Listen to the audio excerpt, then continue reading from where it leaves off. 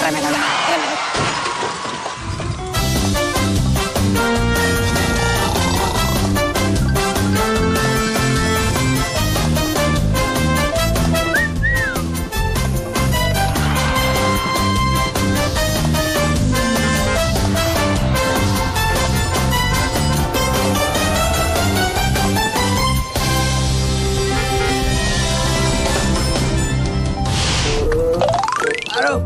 Aduh, tolong, guys, Kiko, aduh, kamu nih, tolongin dulu, jalanin, ngapa?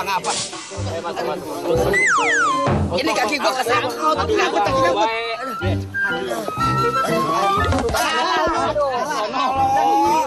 Emang gua jalan pakai tangan, bang, berat emang nih, aduh.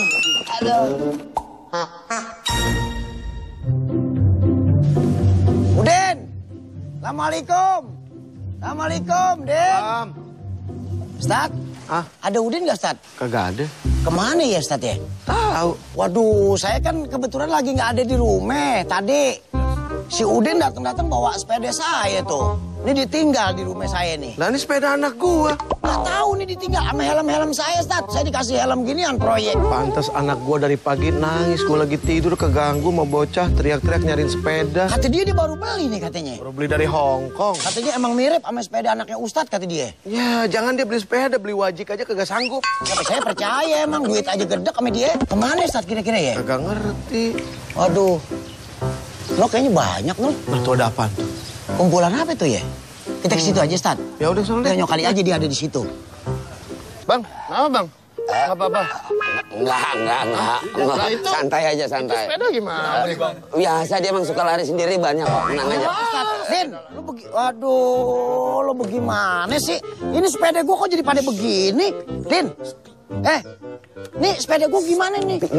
Jangan bilang sepeda lu di sini. Emang sepeda gua jangan bilang bannya sampai lo mutilasi begini. Oh, habis. Udah kagak ada lembaran lagi buat nulis kesalahan lu, Din. Ngapain bilang?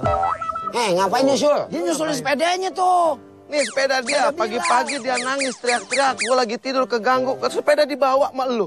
Dikasih Bang Opi kan kurang ajar. Emang katanya rusak, saya sudah dari Opi. Rusak dari mana? Bang Opi tadi datang. Dia nanyain lu, katanya lu pinjam sepedanya cuma sebentar.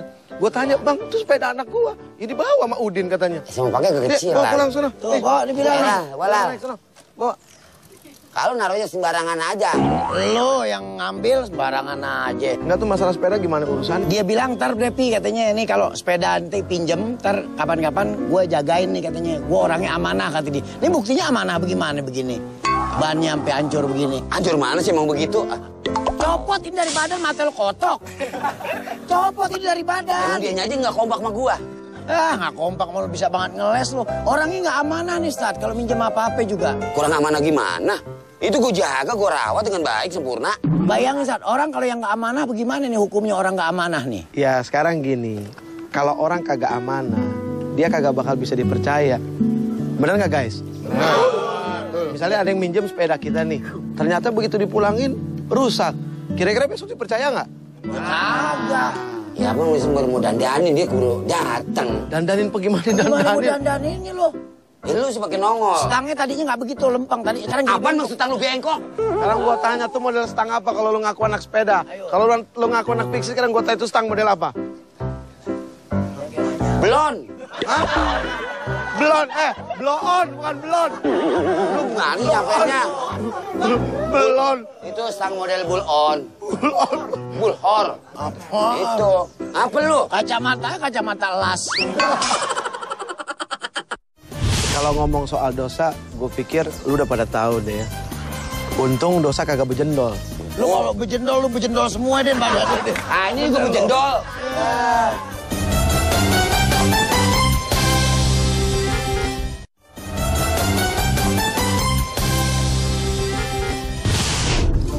Kita tuh perlu ngajarin diri, Din. Mumpung nih banyak anak muda. Kita udah tua, udah jadi contoh. Iya dong. Justru saya beradaptasi supaya mengikuti yang tua. Bukan masalah beradaptasi, bangsa kita udah capek sama orang-orang yang nggak amanah. Bener nggak, bro? Iya.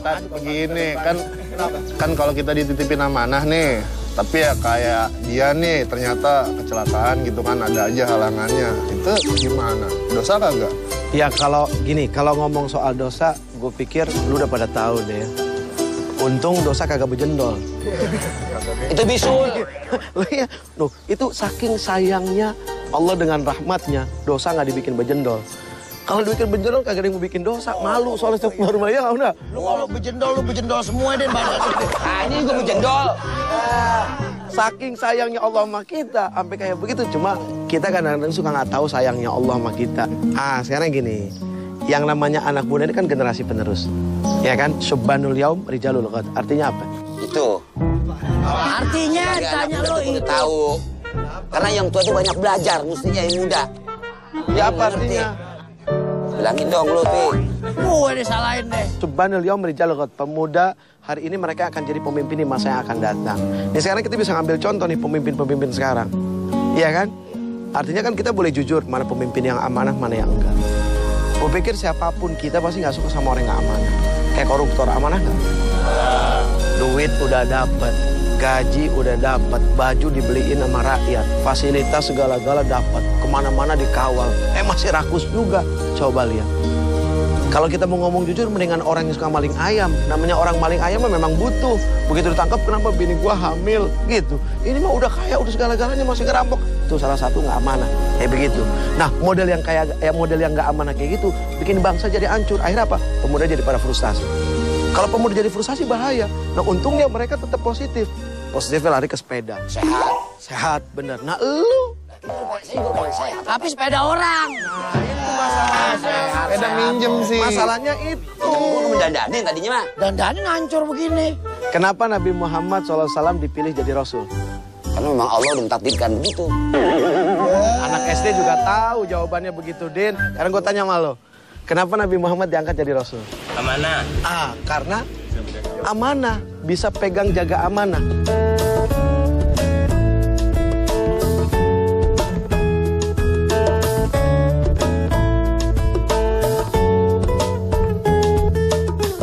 Nih, Din. Ada ciri-ciri orang munafik. Orang yang nggak tulus, orang yang banyak pura-pura, orang yang nggak apa adanya. Betul. Nah, sementara kalau bicara hadis Rasul, ayatul munafik salasun. Jadi ciri-ciri orang munafik itu ada 3. Pertama, idza haddasa kadzaba. Jika dia ngomong, dia bohong. Wa idza wa'ada akhlafa. Jika dia janji, dia ingkar. Wa idza tumina khona. Jika dia dipercaya, dia berkhianat. Itu ciri-ciri orang munafik ada 3. 1, lo datang ke Opi, lo bilang, apa? Sepeda. Bentar katanya. Bahasanya sebentar. Berarti lo sudah idza haddasa kadzaba. Kan dia percaya sama lo. Iya. Sepeda dikasih. Lo janji kan? Iya. Ternyata lo ingkar.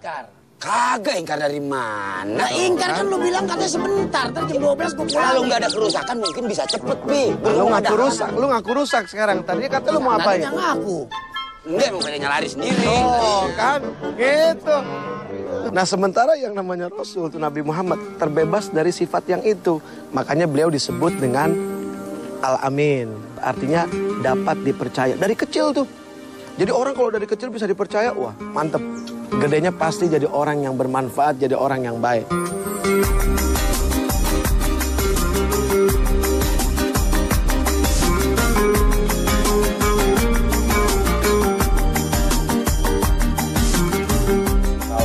Manusia biasa kayak kita bisa nggak Pak Ustadz dapat gelar Al-Amin? Gelar Al-Amin itu datangnya dari Tuhan, gitu. Artinya ini kan gelar kepada seorang Rasul, tapi bukan berarti kita nggak bisa dapat gelar itu, ya kan? Minimal gini deh, kalau kita bisa dipercaya, kalau kita pegang omongan, kalau kita tepat janji, efeknya apa? Orang akan seneng bergaul sama kita. Itu dulu deh. Iya kan, yang namanya bergaul kan kita kepengen diterima di mana-mana dong. Benar nggak? Kita datang ke rumah teman kita, orang tuanya percaya. Kamu pergi sama siapa? Sama siapa nama lo? Pergi sama siapa kamu? Sama Dimas mah. Oh ya udah kalau sama Dimas nggak apa-apa. Jadi seperti itu, ya kan? Jadi kalau kita nggak perlu gelar Al-Amin kan itu kan gelarnya Rasul. Tapi minimal ketika kita bisa dipercaya, kita nggak suka bohong. Efeknya adalah apa? Kita bergaul kemana-mana pasti bisa diterima, ya kan? Itu yang paling asik kan? Iya dong. Nggak ada yang paling enak kecuali kayak begitu. Nah, jadi gue pesen juga nih sama teman-teman sepeda nih. Ya kan, kita udah positif, bergaul, udah asik, ya kan. Udah saling bisa pegang amanah, kan masing-masing orang tua kan pada saling percaya. Nah, artinya apa? Kita kalau bersahabat saling jaga satu sama lain. Pak Ustadz, Ya. saya mau nanya, kalau dikasih amanah, kita boleh menolak nggak? Kalau dibilang nolak sebetulnya enggak kali ya. Cuma mungkin kita lebih jaga-jaga, lebih hati-hati. Gua takut nggak bisa pegang amanah. Misalnya lu di sekolah, lu kuliah apa sekolah? Kuliah. Kuliah, semester berapa sekarang? Semester 6. Ambil apaan? Ambil komputer. Waduh, maling kalau gitu ya. Bukan jurusannya. Jurusannya. Ini lu mau Jurusan. lu mau takut tak kriminal sih. Jurusannya. Bahasa ngambil, bahasa nimpe lu mah. Artinya memang diajarin olahraga gitu. Apa bahasa ini? Mensana in corpore sano. Weh, artinya Bahasa istilah kesehatan itu. Artinya apa? Itu dia.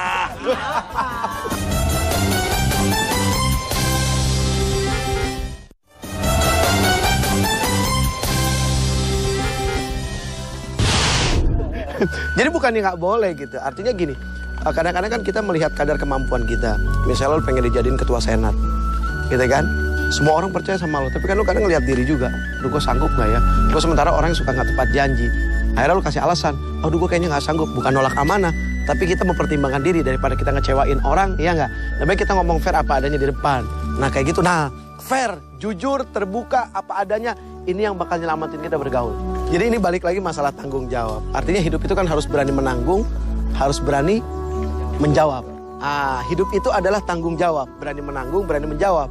Gitu kan? Jangan cuma ngejawab doang, nanggungnya kagak mau. Ustadz, kalau dapat amanah dari ngimpi nih orang tua nih, saya dapat amanah tapi lewat ngimpi dari orang tua itu bagaimana? Umpamanya jangan main sama Udin. Umpamanya ada. Ya, lu kan mimpi begitu. Enggak amanah dari orang tua tapi lewat ngimpi. Jangan main sama Udin. Kalau ngimpi orang zaman sekarang kayaknya susah dipercaya. Kalau ngimpinya zaman Nabi Ibrahim kan lain. Nabi Ibrahim diimpiin, di dalam mimpinya motong putranya Nabi Ismail. Gitu kan? Terus disampaikan ke anaknya, "Ya bunayya, inni ara fil manam anni athbahuka fanzur madza tara." Anakku, tadi malam aku mimpi. Di dalam mimpiku aku nyembelih kamu. Bagaimana menurut kamu? Terus Nabi Ismail bilang, "Qala ya abati fa'al ma tu'mar." Wahai ayahku, lakukan apa yang menjadi perintah. Nah, kenapa seorang anak padahal resikonya adalah nyawa dipercaya sama bapaknya? Karena bapaknya nggak pernah kelihatan bohong sama anaknya. Tapi kalau bapak zaman sekarang kan beda. Gue yakin lu pasti punya pengalaman lah masing-masing ya sama orang tua gitu. Sometimes pernah kecewa atau apa dan segala macam. Tapi gue pikir lagi juga kita juga harus bijak meskipun kita anak-anak. Oh mungkin di saat orang tua lu janji pengen ngebeliin sesuatu terus akhirnya ingkar, kita nggak boleh kecewa juga. Oh mungkin saat itu nggak punya duit. Yang namanya kita anak-anak kadang suka nggak mau peduli. Enggak, Papa udah janji sama aku. Malu dong yang lain. Wah, kita kadang-kadang belain gengsi daripada coba ngerti sama keadaan orang tua. Nah ini yang harus kita pegang nih, ya kan? Akhirnya kita ngebelain gengsi. Enak dong mau temen gini. Padahal saat itu tuh orang tua nggak punya, benar-benar nggak ada. Bagaimana kau merasa bangga akan dunia yang sementara? Kalau misalnya model kayak dia nih, Ya ilah, gua mulu buat contoh ya. dia contoh kalau dia kayak umpamanya tukang bohong nih, itu manusia kayak begini perlu dideketin apa dijauhin, Stan? Kira-kira gitu. Ayomin. Ayomin. Ya gini aja sih sebetulnya. Namanya orang tukang bohong, anggapnya tukang tipu deh ya. Penipu aja nggak kepengen ditipu. Pernah ada cerita, sekali waktu ada penggembala kambing, dia masuk ke hutan. Dia iseng banget tuh di hutan tuh. Dia sepi kali ya, dia pengen ngerjain orang. Dia teriak, ada macan, ada macan, ada macan. Orang kampung dengar, wah lari pengen nyelamatin dia. Begitu sampai sana dia ketawa. Dia ketawa. Akhirnya orang kampung kan kesel. Dia pergi dong, ya kan. Begitu seminggu kemudian, dia ngerjain lagi orang kampung. Ada macan, datang lagi. Wah dia dikerjain lagi. Kecewa kan orang kampung kan. Udah mulai dari situ mereka sepakat. Nih kalau seandainya dia teriak lagi, dia bilang dia dikejar macan, kita sepakat ya nggak percaya ya. Akhirnya 2 minggu kemudian, itu bener-bener di depan dia ada macan. Dia teriak, ada macan. Karena orang udah merasa dikerjain 2 kali, akhirnya kagak percaya, dikemek sama macan. Dikemek, habis sudah selesai. Nah jadi gue pikir apapun itu dan siapapun kita rasanya mesti ngejaga sikap-sikap kayak begitu. Ya mohon maaf lahir batin, nih yang muda sekarang ini kan jadi harapan bangsa nih. Benar nggak? Kita harus jadi orang yang tanggung jawab, kita harus jadi orang yang amanah, dan kita juga harus jadi orang yang sehat.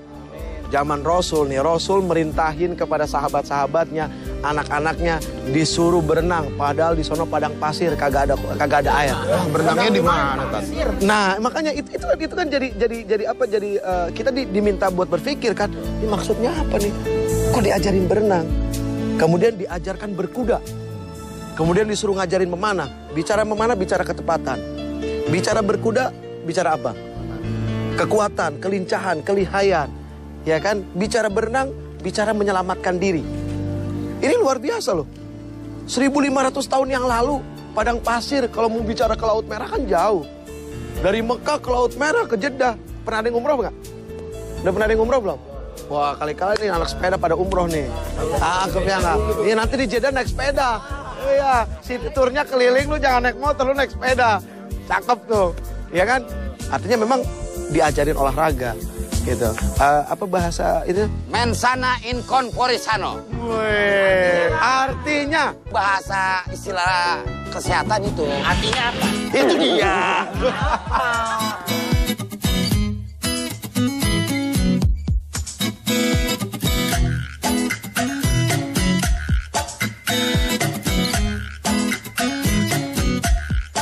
Kalau latihan olahraga di dalam masjid boleh nggak tuh? Boleh. Boleh. Boleh, Tat. Boleh. Kalau dibawa sepeda ke dalam masjid gimana? Bukan itu, PA. Yang dimaksud olahraga di dalam masjid itu salah satunya adalah sholat tuh. Sholat itu olahraga loh. Kita pagi-pagi disuruh bangun subuh, angkat tangan. Ini jangan dianggap enteng loh. Kita ngelihat sih kok kayaknya nggak berat kan, begini. Tapi ngilangin hawa males sampai kita mau bergerak begini, itu kan satu kekuatan yang hebat. Artinya apa? Sekali waktu kita diajarin siap siaga dalam kondisi yang paling males. Latihan itu kayak begitu, angkat tangan, terus ini begini. Ini kan lebih daripada tai chi. Tai chi. Hah?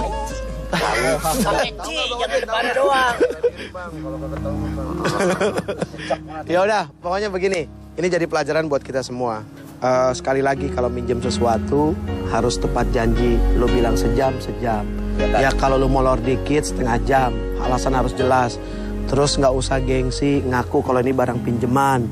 Terus nggak usah berbangga sama barang milik orang lain. Ntar nggak ditemenin kalau kita Nggak begitu bergaul. Justru kalau lu apa ya istilahnya ngada-ngada gitu kan, bukan punya lu tapi lu bilang punya lu. Besok-besok gak ada yang mau temenan. Malu, Tat, kalau ketahuan. Kagak bisa. Hidup mah nggak usah begitu, nggak usah pakai gengsi. Lu ngebelain gengsi mah mahal. Iya sih emang. Iya, benar nggak? Nah, hidup apa adanya, jangan ada apanya. Oke? Apa adanya. Ya udah, ada gua balik ah. apanya. Udah terserah lu mau mikir kapan kek. Balik lu jangan temenin yang beginian. Ya, Ustaz, makasih ya. Assalamualaikum. Din, ini bagaimana nih sepeda nih? Tanggung jawab lu, lihat jari-jarinya jadi banyak begini nih. Nggak bisa, lu mesti ganti lo. Lihat aja nih, sini lu lihat nih, Din. Din, nih lu lihat nih. Nih, lihat nih, sini lu lihat nih. Pokoknya lu ganti tanggung jawab. Oke. Tanggung jawab. Bagaimana Oke, teman-teman. Sebagai solidaritas persepedahan, gimana kalau kita nyumbang buat sepeda dan sepeda?